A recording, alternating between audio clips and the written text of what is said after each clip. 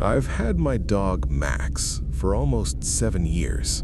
He's a large shepherd mix, calm, loyal, and usually very quiet. Max isn't the kind of dog that barks at random sounds or shadows. Most of the time, he barely reacts to anything. That's why what started happening 3 months ago scared me more than I'd like to admit. It began with the closet. I live alone in a small one-bedroom apartment on the 3rd floor of an old building. My bedroom is simple, just a bed, a nightstand, and a narrow closet with sliding doors. Nothing unusual. At least, that's what I thought. One night, around 2:30 a.m., Max suddenly started barking. Not the normal, someone's at the door bark. This was different. Low, aggressive, constant. I woke up immediately. Max was standing at the foot of my bed, staring directly at the closet. His body was completely stiff. Every few seconds he growled and barked again. "Max, what is it?" I whispered. He didn't look at me. He didn't move. He just kept staring at the closet doors. I turned on the bedside lamp. The room filled with that dull yellow light.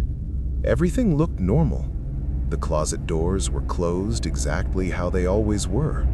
Still, Max kept barking. So I got out of bed and walked over. The moment I grabbed the handle and slid the closet door open, Max stopped. Immediately. Inside the closet was exactly what you'd expect. Clothes hanging neatly, shoes on the floor, a few storage boxes in the corner. Nothing moved, nothing fell, nothing looked strange.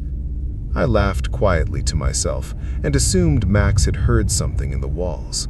Old buildings make strange noises. So I went back to bed.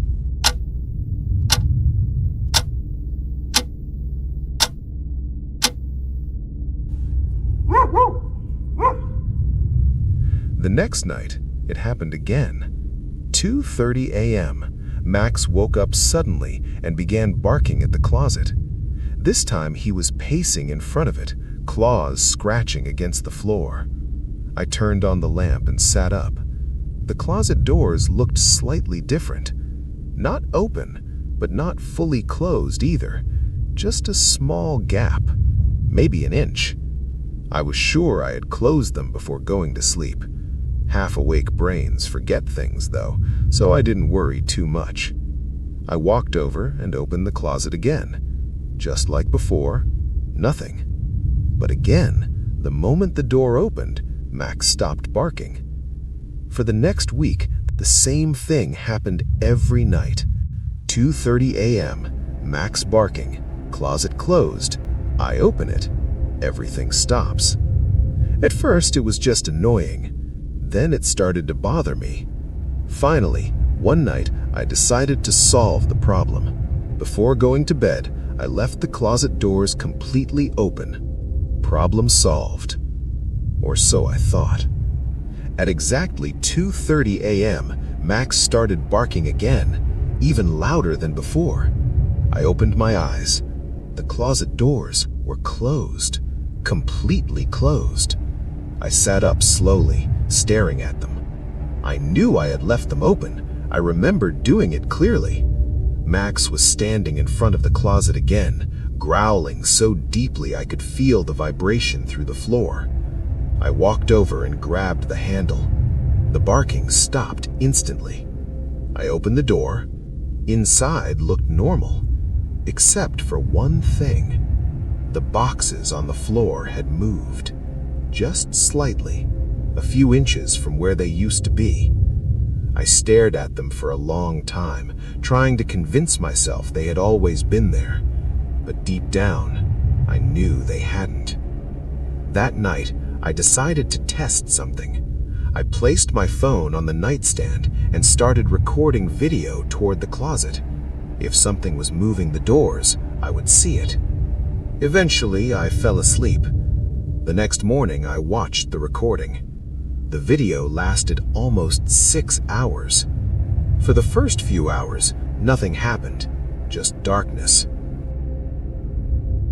Then, around 2:28 a.m., the closet door moved slowly, like someone pushing it from inside.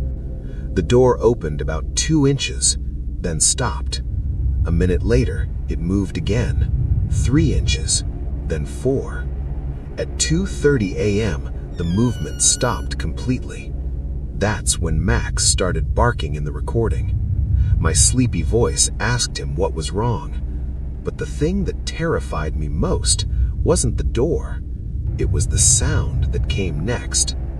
At 2:31 a.m., there was a noise inside the closet. A cough. Soft. Dry. But unmistakably human. I replayed the clip over and over. The cough was always there. I barely slept the next night. Instead, I decided to try something else. I placed my phone inside the closet, camera facing outward. If something was hiding in there, I would see it. Eventually, I fell asleep. The next morning, my phone battery had died, but the recording had saved. My hands were shaking when I opened the video. For hours, nothing happened, just darkness and silence. Then at 2:29 a.m., the camera shook slightly, like something had bumped into it. A moment later, I heard breathing, slow, close to the microphone. Then a whisper, so quiet I almost missed it. A voice said, "He can't see us from here." My heart started pounding. The breathing continued. Then another whisper, "But the dog knows." The camera suddenly tilted sideways, like someone had picked up the phone. For a brief second, the camera pointed toward the bedroom. I could see myself asleep in bed. Then the video ended. I moved out 3 days later. The landlord insisted no one else had access to the apartment. The police searched the place. They found nothing. But Max refused to enter that bedroom again, even when we packed our things, even when we left for the last time. And sometimes, late at night, I still wake up thinking I hear a closet door slowly sliding open.